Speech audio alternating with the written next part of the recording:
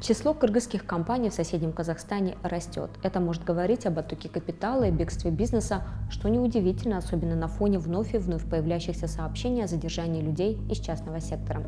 В конце прошлой недели, например, вновь появилось сообщение о задержании бывшего генерального директора ОСО SkyMobile по статье «Коррупция». Кыргызстан, по словам юристов, остается единственной страной в мире, где еще есть такая статья. При этом, следуя глобальным трендам, страна могла бы наоборот привлекать и иностранные компании, и иностранных специалистов, как рассказываем в этом выпуске. Программа Capital продолжает эфир. Оставайтесь с нами.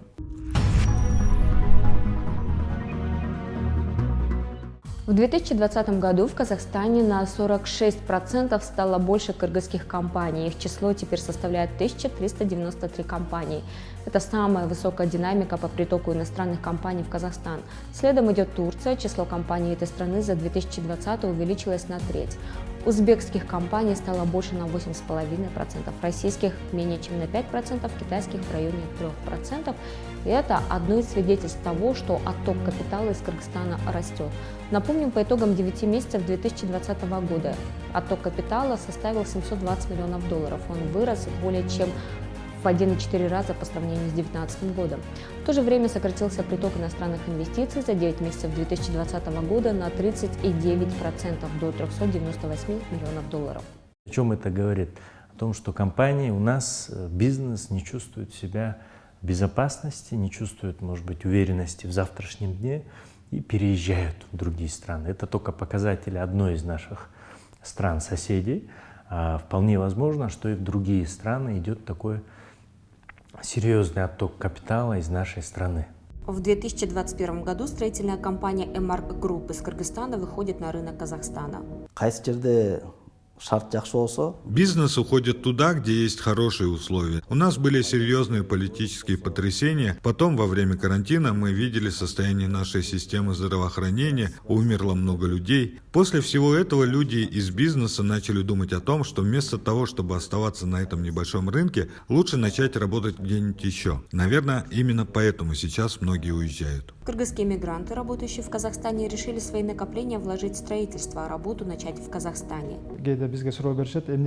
Иногда у нас спрашивают, почему мы эти проекты не реализуем в Кыргызстане. Мы небольшая компания, и вначале мы анализировали рынки обеих стран, изучали, где будет легче вести наш бизнес, где будет безопасно, где есть льготы от государства. Сравнив обе страны, мы решили работать в Казахстане. Здесь, в Кыргызстане, сложные условия. В них могут выживать только успешно работающие большие компании, а таким начинающим компаниям, как наша, будет очень тяжело. В Казахстане у бизнеса есть много преимуществ и созданы хорошие условия. Отток капитала в соседние страны – серьезный удар по и без того ослабленной экономике Кыргызстана. Предпринимательство для бизнеса нужна безопасная среда в первую очередь. Это вот как в пирамиде Маслоу.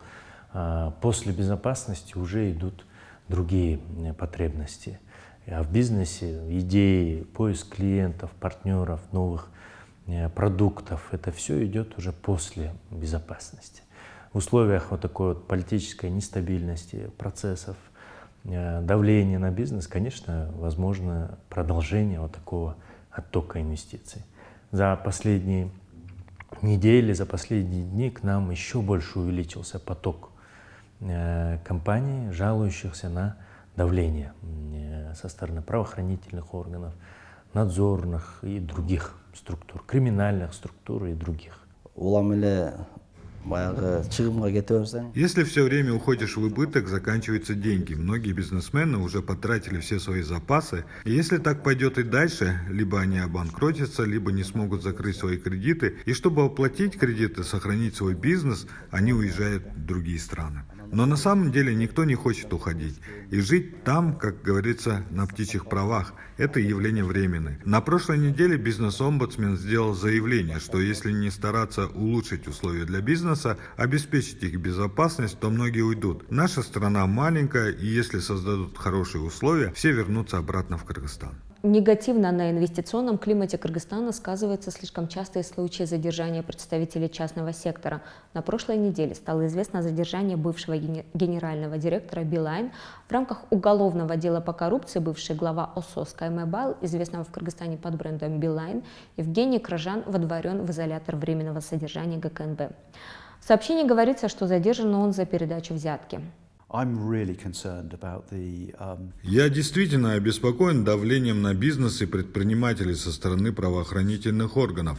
В последние месяцы было уже несколько таких случаев, которые вызывают обеспокоенность. В чем может быть проблема? В том, что задержание людей выглядит как стандартная процедура. Конечно, в некоторых случаях задержание оправдано. Во многих странах это имеет место. Но в основном задержание происходит при очень серьезных правонарушениях. Либо если есть уверенность, что человек, который находится под подозрением, кто, возможно, совершил, а возможно и не совершал преступление, может покинуть страну.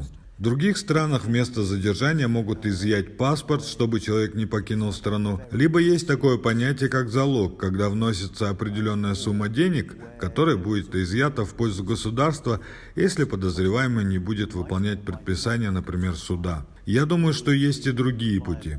И поэтому я поддерживаю декриминализацию экономических преступлений. Я был рад, что президент подписал соответствующий указ. И удивлен, что даже после этого указа практика давления на бизнес продолжается. Не говоря об отдельных случаях, мне бы хотелось отметить, что в целом эта практика негативно отражается на инвестиционном климате и бизнес-среде Кыргызстана. Сейчас бизнес нуждается в поддержке, а вместо этого я слышу, что они ощущают все большее давление от правоохранительных органов и налоговой службы. В то же время Садыр Джапаров не так давно подписал указ о защите инвестиций частной собственности. В нем важные пункты о декриминализации экономических преступлений, запрете на заключение под стражу в ходе досудебного производства по экономическим преступлениям. В указе о защите собственности и поддержке предпринимателей и инвесторов говорится о новом механизме предварительной проверки без регистрации в Едином реестре преступлений и проступков, заявлений и сообщений в отношении предпринимателей о правонарушениях, основанных на неисполнении или ненадлежащем исполнении гражданско-правовых сделок. Генеральной прокуратуре поручено привлекать чиновников к ответственности вплоть до уголовной за нарушение прав и законных интересов бизнеса, нарушение порядка оказания госуслуг, необоснованное истребование документов у бизнеса, не предусмотренных законодательством и нормативно-правовыми актами, незаконное приостановление деятельности бизнеса, денежных операций, в том числе по их банковским счетам, нарушение требований законодательства о разрешительных процедурах и контрольно-надзорной сферы. Кроме того, Генпрокуратура должна в месячный срок внести предложение по оптимизации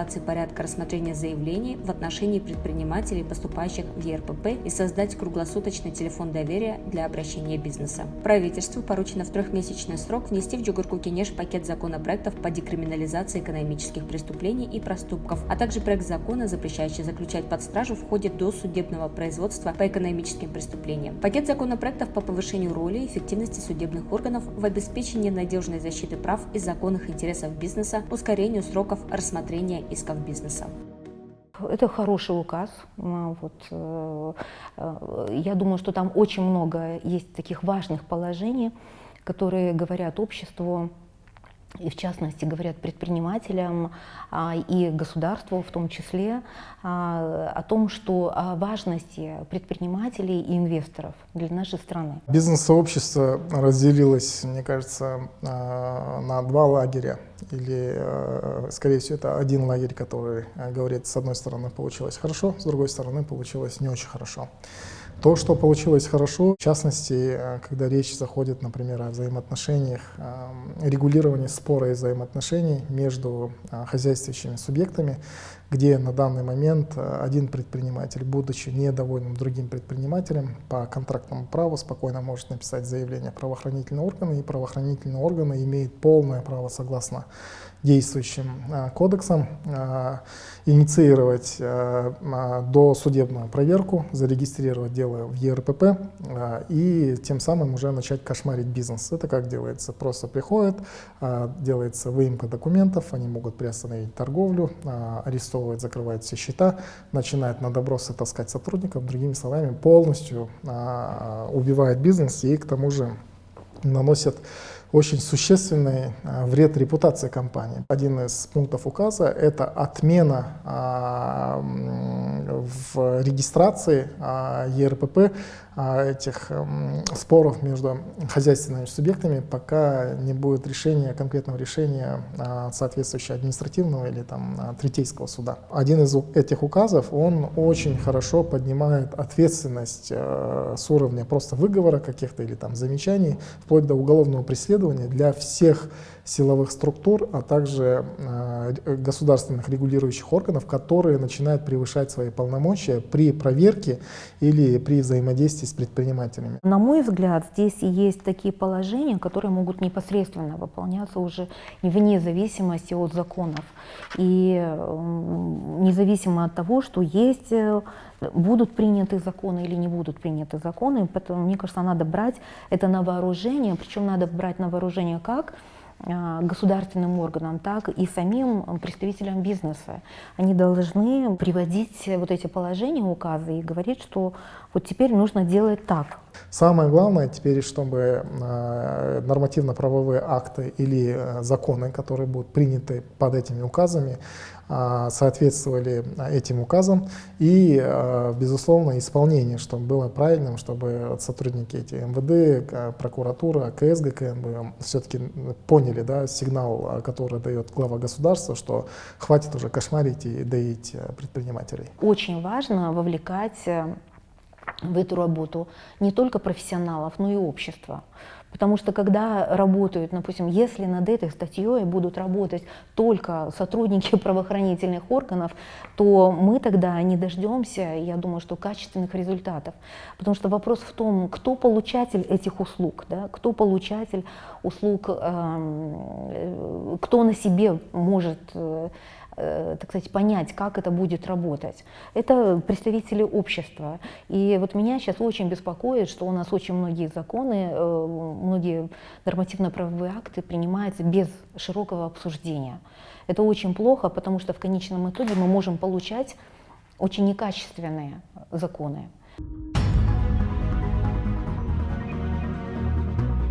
Пандемия негативно отразилась на большинстве секторов экономики, но вместе с тем она показала, какие могут быть возможности у стран, власти которых будут держать руку на пульсе и работать с трендами. Один из трендов эпохи пандемии – удаленная работа. В 2020 мы узнали, как много людей по всему миру могут жить в одной стране, а работать в другой или даже в нескольких. И Кыргызстан мог бы стать центром такого делового туризма. Красивая природа, близость к историческим центрам, низкие цены. Для этого нужно быть открытыми миру, обеспечивать больше свобод и развивать инфраструктуру. Чем красивее город, тем больше образованных людей он привлекает для жизни. Это один из результатов интересного исследования, в котором изучали, может ли красота города влиять на его экономический рост. Вывод «надбавка за красоту» или «премиум бьюти» эту фразу применяют при описании феномена, когда более физически привлекательные люди зарабатывают больше. Применимый к городам. Экономисты изучили уровень красоты города, например, наличие живописных мест, более привычные урбанистические показатели, такие, например, как наличие и число парков, исторических мест, близость к береговой линии и горам, наличие водоемов, а также показатели туризма. Я много слышу, что иностранцы, которые приезжали к нам, говорили бы, они бы с удовольствием здесь жили бы на Искуле, если бы было бы здесь надлежащий уровень здравоохранения, образования, ну и инфраструктуры, чтобы они могли здесь приехать сюда и жить своими семьями. Когда речь идет о красивых местах, это не значит, что все они созданы природой. Красивые города – это продукт политики государства и инвестиций. Города могут становиться и становятся более красивыми, а значит более привлекательными для образованных и богатых людей, инвестируя в парки и обеспечивая защиту достопримечательностям и историческим пространствам. Экономика Кыргызстана больше привязана к человеческим ресурсам.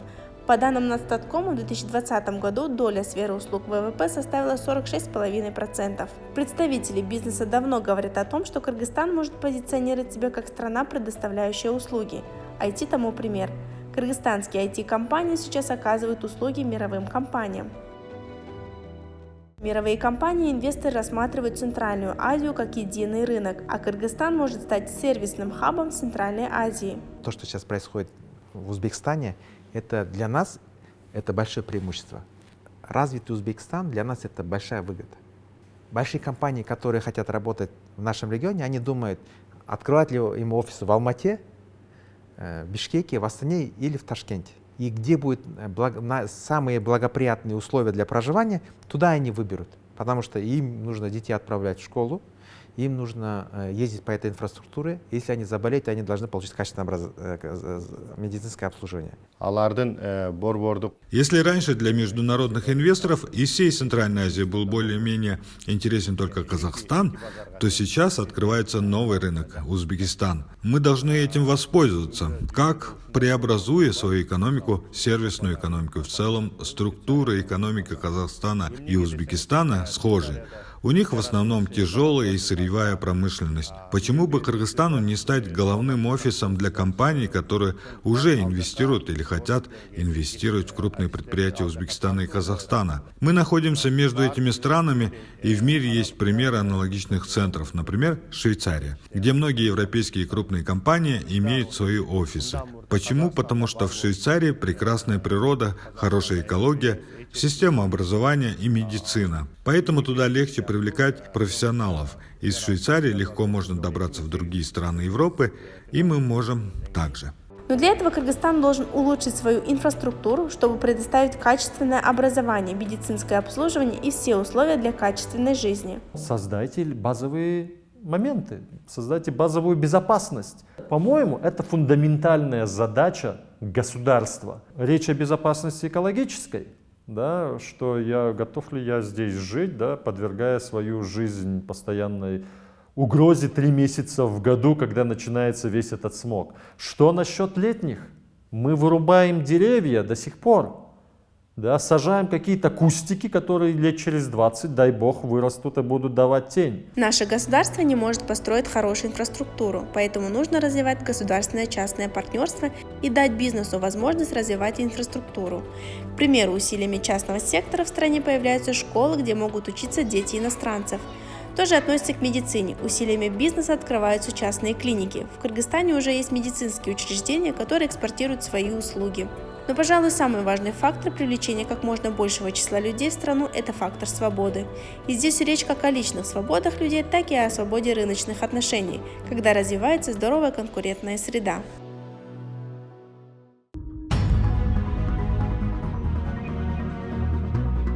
Инфраструктура важна не только для привлечения иностранцев, но и для самих граждан. Доступ к благам и удобствам, к услугам, которые есть в развитом мире, помогает человеку стремиться к большему, а значит развиваться. В нашем следующем сюжете молодые люди, которые предлагают в регионах новые услуги, рассказывают, почему в селах нужно открывать кофейни и пиццерии. Я из Бишкека родом. Я родился, вырос, учился в Бишкеке, уехал учиться, вернулся.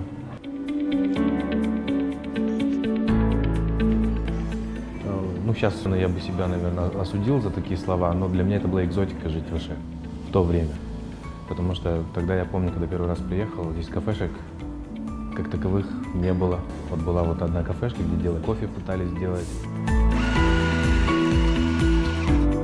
И я здесь увидел очень много возможностей. Как для себя, как для реализации. Потому что в Бишкеке, чтобы что-то кофейню открыть, и тогда нужно было очень много денег. Это тоже повлияло на меня, там, что лучше развивать там, где ничего нету, и быть первым. Это не просто место, где можно поесть. Мы проводим разные вечера, мастер-классы.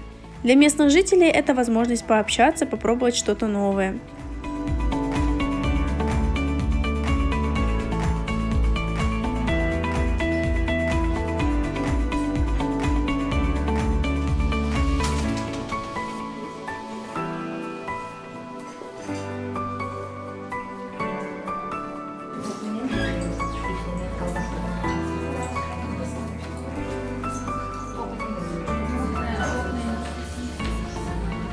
Без пиццерии начардан мурун.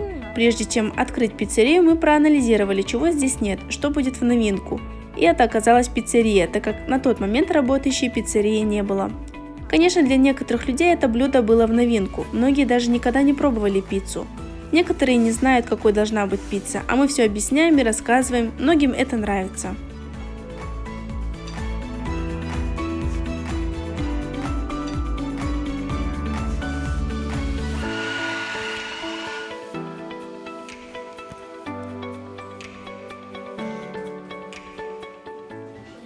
башка культурный жактан. Мы хотели, чтобы был культурный обмен между молодежью и туристами. Мы хотели открыть культурный образовательный центр, где можно и поесть, и попасть в интересные мероприятия.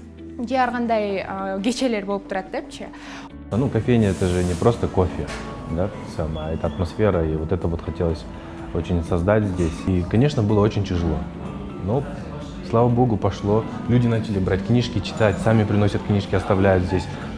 Я не говорю это, что это бишкекский приезд идет, нет, это ожский. То есть потихонечку вот это вот идет.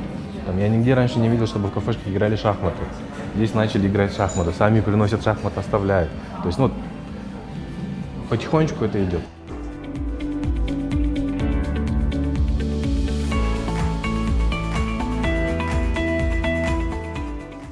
Аны көбүнчө биз жаштарды өнүктүрүү боюнча. И в большинстве, чтобы развить молодежь, чтобы молодые люди оставались в селах, принимали участие в развитии региона. Мы планируем проводить мероприятия. Мы жили за границей, получили опыт, и у нас была возможность остаться там. Но поработав несколько лет за рубежом, мы решили вернуться и внести свой вклад в развитие Родины. Мы переехали в регион, чтобы попробовать свои силы здесь. С одной стороны, для нас это дополнительный опыт. С другой, это наш вклад в развитие региона. И мы хотим, чтобы этот принцип нашего дела стал примером для молодежи. Люди, которые уезжают, если не будут возвращаться, не будут вкладываться, то боюсь представить, что ждет нашу страну. Наши друзья из Олло, у них есть, по-моему, фраза такая: «Меньше страха, больше любви». Вот что-то в этом роде. Меньше страха. Просто пробовать.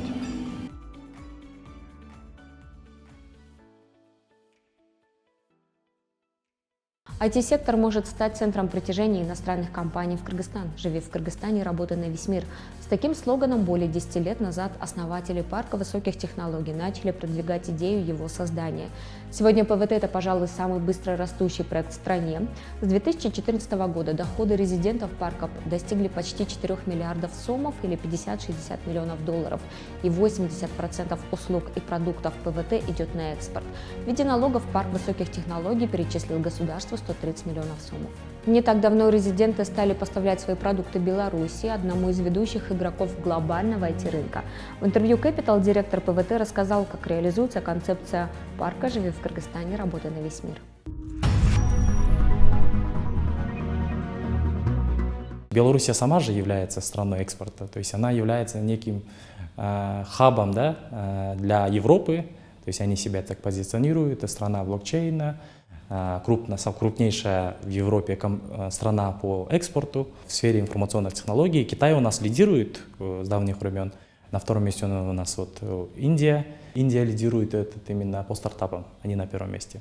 И Беларусь тоже вот последние годы очень хорошие позиции она взяла. То есть их декрет, который вот сильно расширил виды деятельности в Беларуси, то есть число компаний удвоилось, то есть на сегодняшний день у них там более 800 резидентов, объемы там миллиардные, появились собственные юникорны, которые вот привлекают инвестиции с той же Силиконовой долины и со всего мира, да, и, соответственно, радует, что у нас появляется экспорт даже в эту страну, то есть белорусские компании начинают думать вообще об открытии каких-то филиалов, офисов в других странах, и я думаю, что это только вот начало, то есть в будущем мы будем увеличивать те же страны экспорта, которые вот экспортируют, допустим, США, то есть какие-то команды могут появляться в Кыргызстане тоже.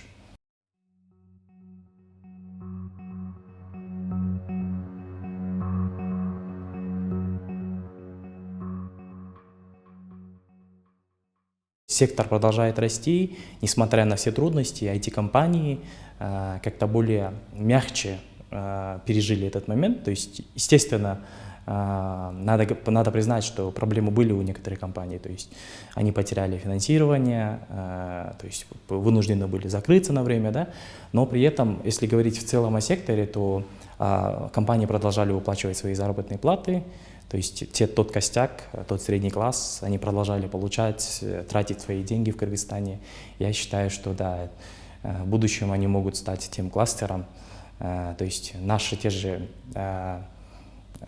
мигранты, которые уезжают тоже в Россию, в другие страны, дай бог, если они изучат какие-то направления именно в сфере там digital skills, какие-то цифровые навыки, научатся зарабатывать с помощью интернета, там есть сейчас, как вы знаете, очень много бирж труда, да, то я считаю, что вот эту тенденцию можно поменять, и в будущем мы уже сможем стать ребятами, которые могут не обязательно уезжать из Кыргызстана, то есть они могут быть у себя дома, там, не знаю, в Аше, в Караколе, в Чатхале, сидеть у себя дома или на берегу Иссыкуля и тем самым зарабатывать и работать на весь мир.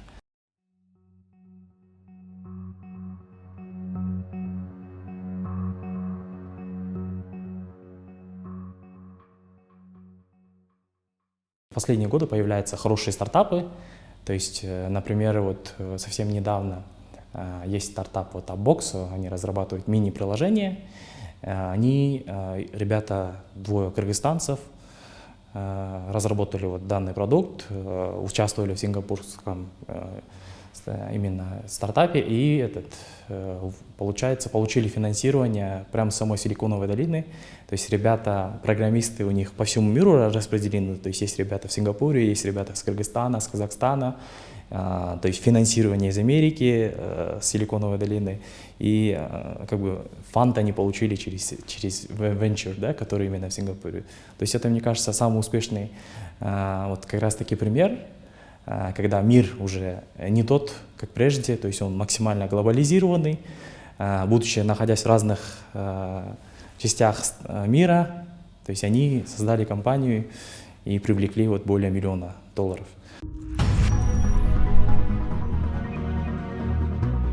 Среди резидентов ПВТ в прошлом году появилась компания из Японии. Это Pricer Бишкек, первый зарубежный филиал японской IT-компании Pricer. Сооснователь Pricer Бишкек Нурлан Колыбеков, будучи сотрудником компании в Японии, решил открыть филиал в Кыргызстане и привлечь кыргызских IT-специалистов. Сейчас Pricer Бишкек работает с участниками списка топ-500 компаний Японии.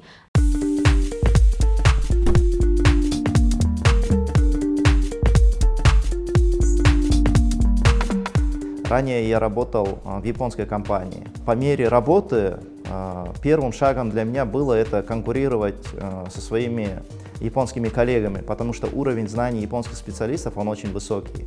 Но после того, как эта планка была взята, я переговорил со своим руководством о возможности открытия представительства в Кыргызстане. То есть мысль такая, что если я справился, значит и кыргызстанские программисты тоже могут справиться.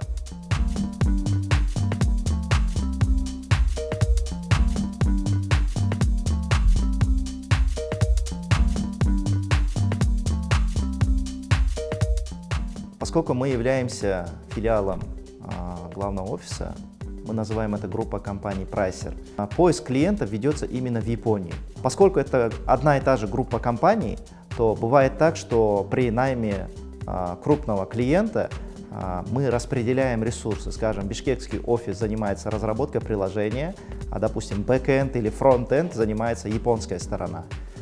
Это первое. Второе, компания старается работать с топовыми, скажем, топ-500 рейтинга компаний Японии.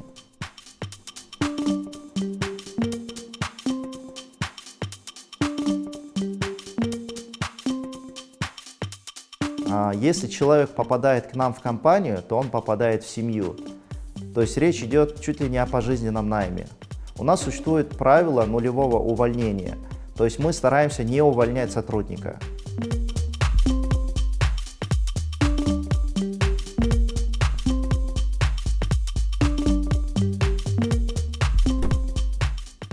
За нашей спиной есть некоторый японский бизнес, который внимательно наблюдает за этой ситуацией, и мы надеемся, что мы станем положительным примером, и после нас другие японские компании также зарегистрируются, скажем, в парке высоких технологий и будут работать удаленно.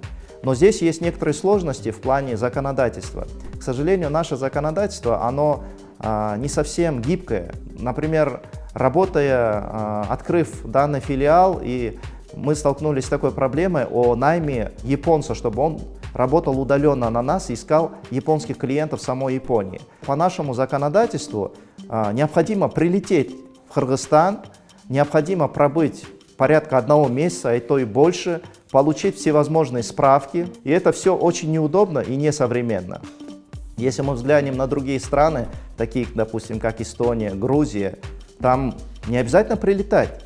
То есть понятно, что IT-сфера, она должна быть исключительная сфера, это наукоемкая сфера. Поэтому надо менять законодательство, потому что чем больше мы облегчим вхождение иностранного бизнеса, IT-бизнеса, тем будет лучше для всех, в том числе и Кыргызстана.